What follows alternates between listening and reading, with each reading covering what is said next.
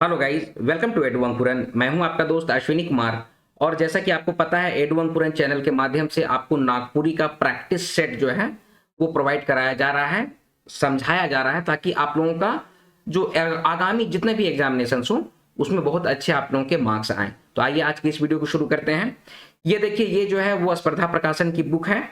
इसी बुक के द्वारा जो 20 मॉडल प्रैक्टिस सेट जो लाया गया है वो आपके सामने रखा जा रहा है। आज का जो प्रैक्टिस सेट है वो सेट नंबर 18 का अगला पार्ट है। सेट नंबर 18 में हम लोग 50 क्वेश्चंस तक प्रीवियस वीडियो में देख चुके थे। आज का जो वीडियो है वो उसी के आगे है, सेट नंबर 18। स्पर्धा प्रकाशन की ये जो प्रैक्टिस सेट वर्कबुक जो दिखलाया गया अभी आपको, उसका सेट नंबर 18 को आपके सामने रखा जा रहा है। ठीक है, 50 क्वेश्चन तक पिछले वीडियो में कर चुके थे, उससे आगे अब बढ़ते हैं। तो आइए आगे बढ़ते हैं। इसको मैं थोड़ा बड़ा कर देता हूं, देखने में आपको सुविधा होगी। चलिए, तो 50 क्वेश्चन तक हो गया था।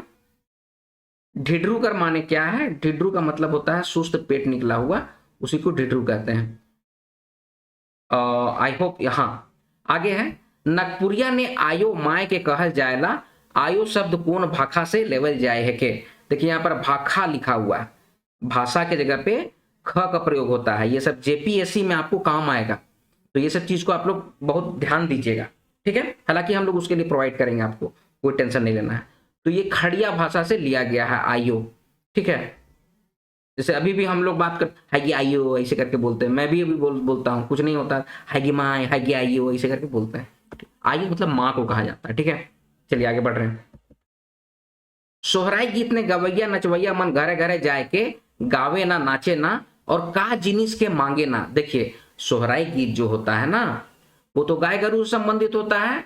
आपका अहीर संप्रदाय के लोग, मतलब अहीर लोग का हर किसान लोग गाता है, लेकिन नाम दे दिया गया है कि हाँ अहीर लोग का गीत है, ऐसे करके बोला जाता है। क्वेश्चन का है कि आपसे फ्रेम किया जाता है, इसीलिए हम ऐसे बोल रहे हैं। ठीक है, लेकिन इन लोग जो गाता है नाचता है ना, तो उसमें घरे घरे जाता है, सेंधवाई जो होता है ना, हर घर का छप्पर में खोसता है और छापर मांगता है।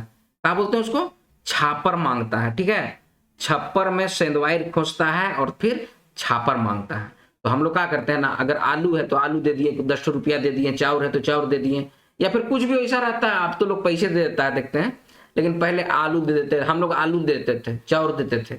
ठीक है, तो वही चीज को हम आपके सामने रखे हैं कि क्वेश्चन इस तरह से पूछा जा सकता है। आगे, लहठी मने का होवेला। लहठी क्या है? लहठी लाह का बना हुआ होता है, चूड़ी कंगन, उसी को लहठी कहते हैं। तो वो एक प्रकार का गहना है, दिमाग में रखेंगे। ठीक है, आगे बढ़ें। शकुंतला मिश्र अपन रचना में का के सहबे बोल हकें, तो अनकर बोली के का सहबे ऐसे करके बोले हैं। ठीक है, चलिए अब आगे बढ़ जा रहे हैं। आगे हम लोग बढ़ते हैं। हाँ, नेक्स्ट क्वेश्चन है ये 55 नंबर क्वेश्चन है कि कंचन कौन साहित्यकार कर नाम हके। तो चुन्नी राम दुबे को ही कंचन कहा जाता है, इसको दिमाग में रखेंगे। अब आगे है, 1969 ने मोनिका जार्डन नागपुरी भाखा कर शोध कर रहे हैं। वो कौन देश से रहे हैं, किस कंट्री से थे? तो वो जर्मनी से थे, जिसका नाम था मोनिका जार्डन। ठीक है, अमेरिका से भी थी एक, उसका नाम था कैरोलीन या फिर कैरोलिना ऐसे करके है। ठीक है, अमेरिका से, दिमाग में रखेंगे सब चीज को। अब आगे बढ़े फिर से 57 नंबर क्वेश्चन। नागपुरी कविता झारखंड दर्पण के रचनाकार के हैं, कौन है? झारखंड दर्पण का रचनाकार का नाम है चंद्रदेव सिंह। सीडी सिंह भी यहां पर लिखा रह सकता है, आपको ऑप्शन में सीडी ऐसे करके लिखा हुआ रहेगा, सीडी सिंह। तो दिमाग में रखिएगा ये बात को। आगे बढ़े, नगपुरिया भाखा कर विकास करे वाला संस्थान हितैषी कार्यालय कौन जिला ने रहे। तो ये कौन से जिला में था? चाईबासा में था। ठीक है, इसके संस्थापक कौन थे? तो उनका नाम था बक्सी, धनीराम बक्सी। ठीक है, दिमाग में रखिएगा। ठीक है, धनीराम बक्सी थे। बहुत मुश्किल से चला, बहुत अच्छे मतलब कि लेखक थे, कविताकार थे, ऊपर से आपका हितैषी कार्यालय भी चलाए थे, इस तरह से है। तो हितैषी कार्यालय चाईबासा में था। क्वेश्चन का आंसर हो जाएगा ऑप्शन नंबर ए। आगे बढ़े, गांव कर सांझ कविता में का जिनिस उजेर जाए है। तो क्या उजर गया, तो बन और पतरा उजर गया, टोंगरी तो अपने उजरल रहता है, ठीक है, तो बन और पतरा उजर गया है। आगे है, उपयोगिता के दृष्टि से लोकगीत कर वर्गीकरण कै भाग ने होगी। देखिए आप लोग पढ़े हैं लोकगीत, डॉक्टर भुवनेश्वर अनुज लोकगीत को 5 प्रकार से बांटे हैं, ठीक है, लोकगीत को 5 प्रकार से बांटे हैं, लेकिन उपयोगिता की दृष्टि से भी या अवसर या उपयोगिता की दृष्टि से भी लोकगीत को बांटा गया है। 3 प्रकार होता है। क्या क्या होता है, एक होता है अनुष्ठानिक, लिखते जाइए, एक होता है अनुष्ठानिक, ठीक है, दूसरा होता है आपका, उसको क्या बोलते हैं यार, श्रम संबंधी सब जिसके अंतर्गत आता है ना, उसको बोलते हैं उद्योग संपर्कित, ऐसे बोलेंगे उद्योग संपर्कित। तो एक हो गया अनुष्ठानिक, एक हो गया उद्योग संपर्कित, ठीक है, और एक होता है उसको बोलते हैं क्या कहते हैं यार, दिमाग से उतर रहा मेरा, अनुष्ठानिक होता है, उद्योग संपर्कित होता है, और एक होता है जिसको कहते हैं क्या कर, देखो ना दिमाग से उतर गया, 3 होता है, लेकिन आप लोग दिमाग में रखिएगा ना।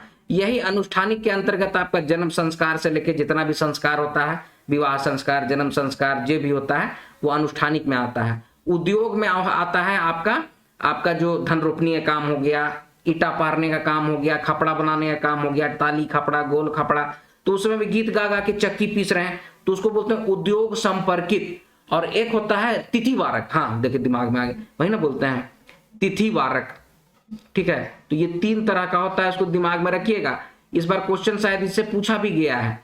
तिथिवारक, तिथिवारक का मतलब कि कौन से तिथि में कौन सा गीत गाया जा रहा है, मौसम के अनुसार, जैसे ऋतु के अनुसार जो गीत है, या फिर कोई पर्व त्योहार से संबंधित जो गीत है, तो यही 3 भाग में बांटा जाता है। भाई लोग आप लोग देख लीजिए, भाई बहन लोग सबको हम बोलते रहे, आप लोग देख लीजिए, यही 3 होता है, उसको बहुत जोर से आप लोग याद कर लीजिएगा, नोट डाउन कीजिएगा। एडू अंकुरन टीम के माध्यम से जो बताया जाता है ना, उसको नोट डाउन कर लीजिए, काम आएगा, समझे। चलिए आगे बढ़ रहे हैं। गोलवारी गीत कौन गावे ना, तो गोलवारी गीत मर्द जी उल्टा रहा है यार, मर्द लोग गाता है, जेंट्स लोग गाता है, ठीक है, बंगला झूमर, गोलवारी, ये सब जेंट्स का गीत है, ठीक है, मर्द का गीत है, ठीक है।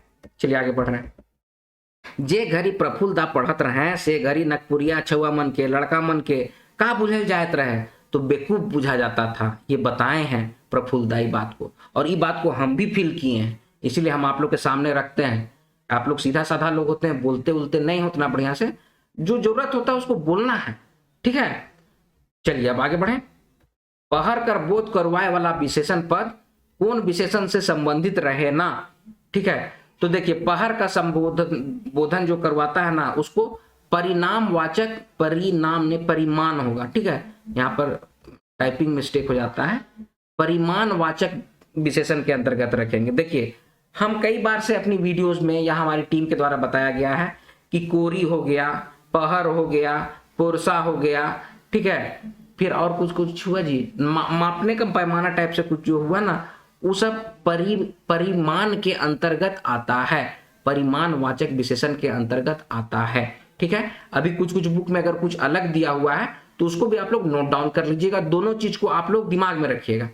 देखिए व्याकरण में एक्चुअली बहुत ज्यादा डाउट या कंफ्यूजन क्रिएट, क्योंकि मार्केट में अवेलेबल जो बुक्स है ना, उसके अध्ययन करने पे यही पता चलता है कि कहीं पर कुछ लिखा हुआ है, कहीं पर कुछ लिखा हुआ है, और हम लोग जो पढ़ाते हैं वो तो बुक से ही पढ़ाते हैं, या फिर बचपन से जो देखते आ रहे हैं, या जितने लोग हैं समाज वाले लोग हैं, पहान लोग हैं, वो सबसे पूछते हैं, गांव के मुखिया ही सबसे, तो उन लोग जो बताते हैं वही सब का हम लोग निचोड़ निकाल के आपके सामने रखते हैं।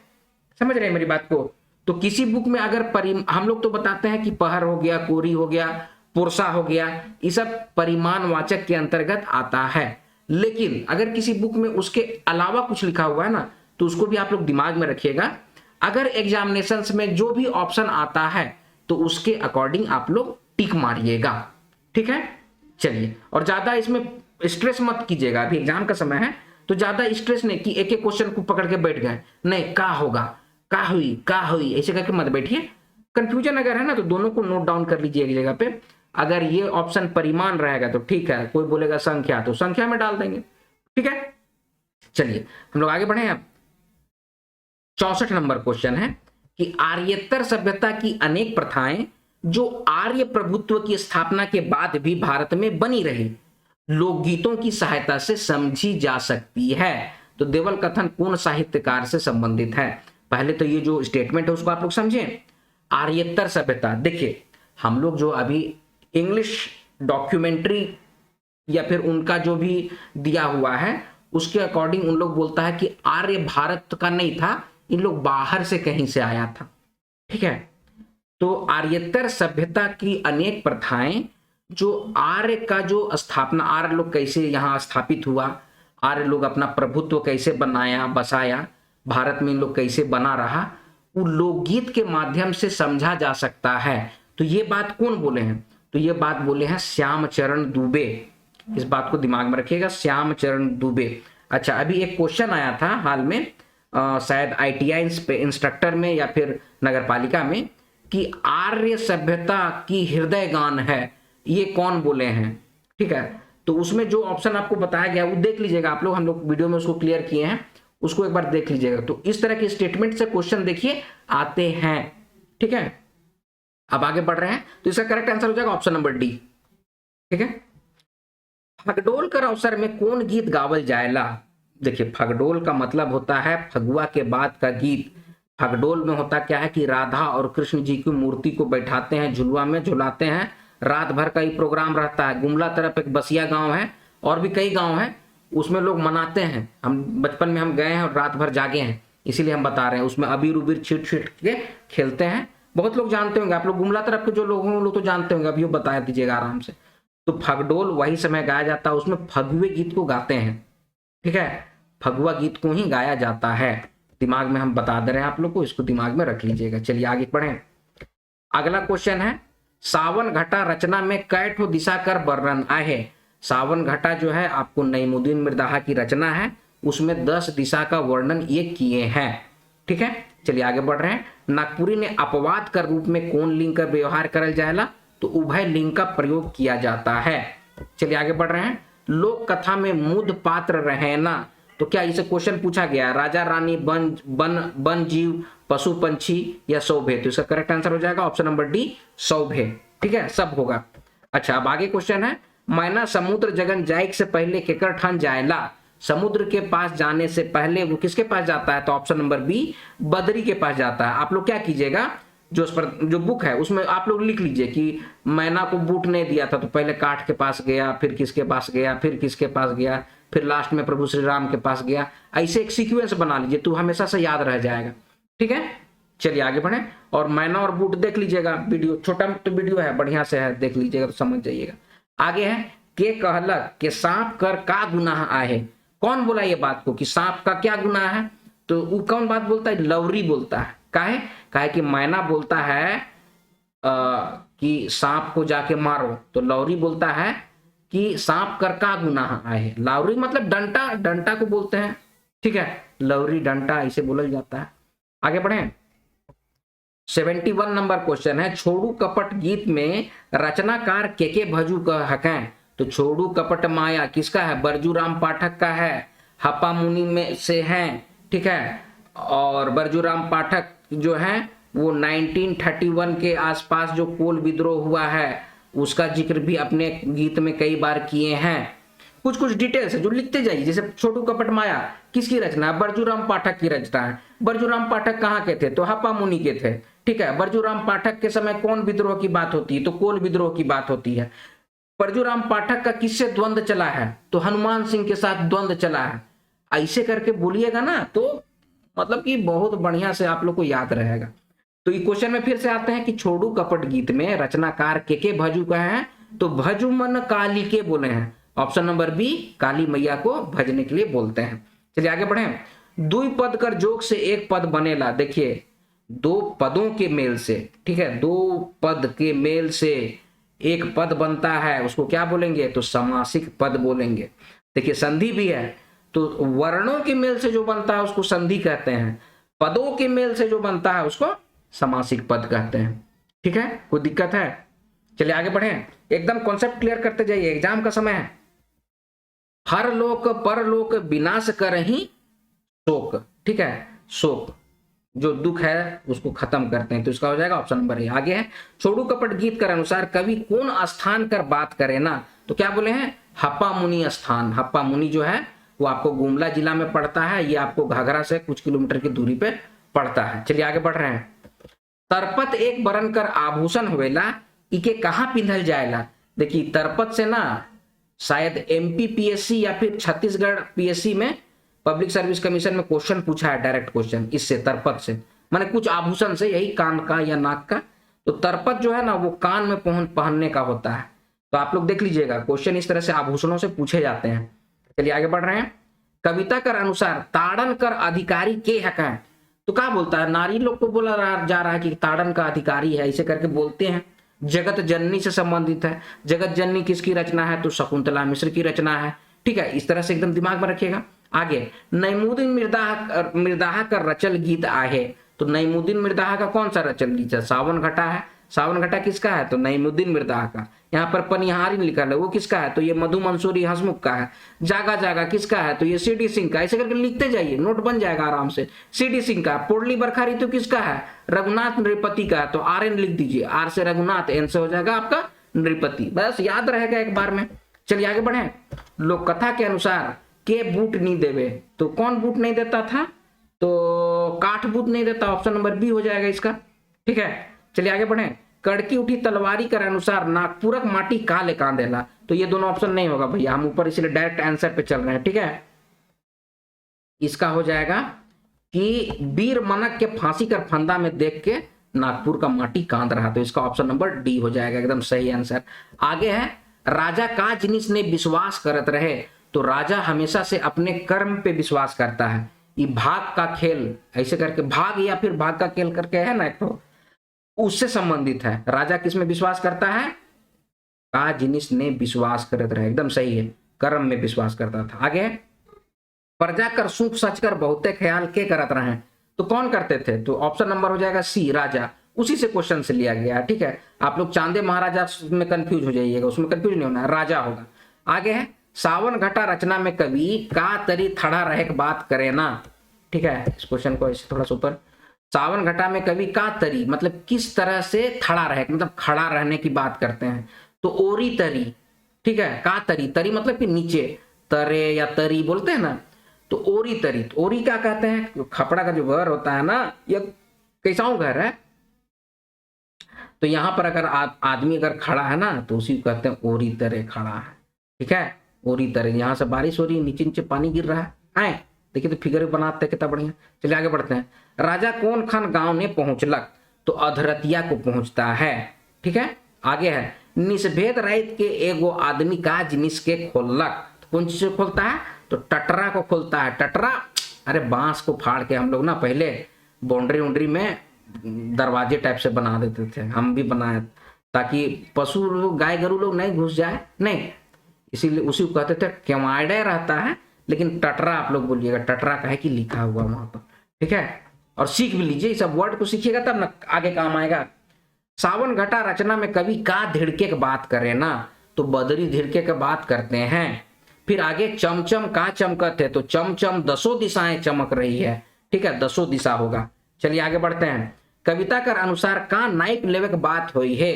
तो धरती से आकाश नाइप लेमू, ऐसे करके बोलती है। जगत जननी से संबंधित है, शकुंतला मिश्र की रचना थी। चलिए आगे बढ़े। गिरधारी राम गोजू का रचना में का जिनिस कर कैलगा बनावल जाए है के। तो मंजूर पाइक बगुला पाइक दोनों का बनाया गया। तो ऑप्शन नंबर सी हो जाएगा, ए और बी दोनों। पैरवा पाइक का बात नहीं हुआ है। आगे बढ़े। कड़की उठी तलवारी कविता के अनुसार के कांदेला। तो नागपुर का माटी कांदेला, ऐसे बोला गया है। आज के राजा जे गांव पहुंचलक हुआ के रहत रहे। तो वहां कुम्हार मन रहत रहे। देखिए यहाँ राजा लिखा हुआ, मतलब समझिएगा कुम्हार लोग पहुंचा था, जिसमें बाघ भी संबंधित है, जो चीर फाड़ के खत्म कर देता है आदमी को, भाग से संबंधित है। ठीक है, अच्छा गूंगा मन को भी देख के आप लोग कंफ्यूज होइएगा। तो गूंगा मन आपका संबंधित है आपका बेलपत रानी से, लेकिन वहां राजा नहीं लिखल रहेगा, कुंवर लिखल रहेगा। समझ रहे मेरी बात को, कुंवर अगर लिखल रहता ना तो गूंगा मन हो जाता। राजा लिखल है मतलब भाग कहानी से लिया गया है, कुम्हार मन इसका होगा ऑप्शन नंबर सी। चलिए आगे बढ़ रहे हैं। कड़की उठी तलवारी कविता के अनुसार के विभीषण बन गया है। विभीषण कौन, घर का भेदी, लंका ढाए, ऐसे बोला जाता है, विभीषण के बारे में बोलता है। तो अपने मन विभीषण बन गए, इसको बोला जा गया है। आगे है देख के फिरंगी चाइल, उठलक तलवार ढाइल, गोटा गतर अनल संचारी, आंख लव के अंगारी। तो देवल पंक्ति संबंधित है किससे है, तो कड़की उठी तलवार से संबंधित है। चलिए ये सब इजी है, कोई बहुत बड़ी बात नहीं है। आगे बढ़ते हैं। कांपे अंग्रेज सरकारी, देखिए इस तरह से क्वेश्चन पूछा जा सकता है। फिर खाली स्थान हिल्ले दीवारी, तो देवल ऊपरी देवल खाली ठाव में क्या होगा, तो बकिंघम हिल्ले दीवारी। ठीक है, बकिंघम पैलेस है इंग्लैंड में, तो उसी का जिक्र किया गया है। आगे बढ़ेंगे। सलगत अब क्रांति ज्वाला धधकत ज्वाला विशाल, ई बन प्रांतरे बहुत दिन धुंगियाल भितरे भितरे भाई। ऊपरी देवल पंक्ति संबंधित है, किससे संबंधित है, लाल रणविजय नाथ से संबंधित है, आजादी खातिर से है ये। ठीक है, आगे बढ़े। पियासल तीर खोली तोड़ उपासल तरवारक जोड़, ऊपर देवल संबंधित है, किससे संबंधित है, तो आजादी खातिर से संबंधित है, लाल रणविजय नाथ से संबंधित है। चलिए आगे बढ़ेंगे। आजादी खातिर गीत के अनुसार गीतकार के देखबे कहे ना, तो किसको देखते हैं, गद्दार मन को देख लेंगे, ऐसे करके बोले हैं। ठीक है, आगे बढ़ रहे हैं। पियासल तीर खोली ठोर उपासल तरवारक जोर, देखबे गद्दारे शोषक डाटू धनक लोभी, भागबे कायरे भाई। ऊपरी देवल पंक्ति संबंधित है, तो किससे संबंधित है, आजादी खातिर से संबंधित है। ठीक है, फिर यही क्वेश्चन है क्या, पियासल तीर खाली ठोर। अच्छा, मतलब कि यही क्वेश्चन है, इसमें खाली स्थान भी इस तरह से पूछा जाता है, कोई स्पेसिफिक शब्द पूछा जा सकता है। तो पियासल तीर खोली ठोर और उपासल, उपासल मतलब कि जो फास्टिंग किया हुआ है। ठीक है, फास्टिंग को ही हम लोग उपास कहते हैं, उपासल उसी को कहते हैं। तो उपासल तलवार जो है वो जोर लगाएगा, उस बात को बोला जा रहा है। चलिए आगे बढ़े। आगे क्वेश्चन है। गोटा गतर अनल संचारी आंख खाली स्थान अंगारी, तो क्या होगा, आंख लौके अंगारी, ऑप्शन नंबर सी हो जाएगा। यहाँ पर क्या लिखाएगा, लौके, आंख लौके अंगारी। तो इस तरह का भी थोड़ा सा प्रैक्टिस कर लीजिएगा तो बढ़िया रहेगा, इसीलिए प्रैक्टिस वर्क बुक दिया गया है। ठीक है, अब आगे है। गिरधारी राम गोंजू का रचना में का जिनिस कर छुच्छी बनावल जाए है के, तो देखिए तरपत हो गया, छुच्छी हो गया, पैरी हो गया, गोड़ाम हो गया, ये सब से क्वेश्चन पूछा जा सकता है। ठीक है, छुच्छी होता है हमेशा से नाक का बनता है। ठीक है, नाक का बनता है, उसी को छुच्छी कहते हैं। पैर में सोना का हम लोग नहीं पहनते हैं, नगपुरिया समाज में पैर में सोना का चीज नहीं पहना जाता है, चांदी का रहता है। तो जो ऊपर का चीज रहेगा वो सोना का रहेगा, माथा से लेके गला से लेके नाक से लेके कान का रहेगा। ठीक है, चांदी का भी रहता है, लेकिन मोस्टली ऊपर जो होगा शरीर के ऊपर पार्ट में वो सोना का रहता है। तो छुच्छी कांची का है, तो ऑप्शन नंबर ए सोना का है। ठीक है, तो दोस्तों देखिए इस तरह से आप लोग क्वेश्चन का प्रैक्टिस आप लोग कराया जा रहा है। आई होप ये हेल्पफुल होता ही होगा, कहीं ना कहीं जरूर आपको ये हेल्प करेगा। तो इसको बहुत अच्छे तरीके से सुना कीजिएगा, नोट डाउन किया कीजिएगा। चलिए आज का वीडियो हम यहीं पर समाप्त करते हैं, मिलते हैं अगले वीडियो में, तब तक आप लोग अपना ख्याल रखिएगा। जय हिंद।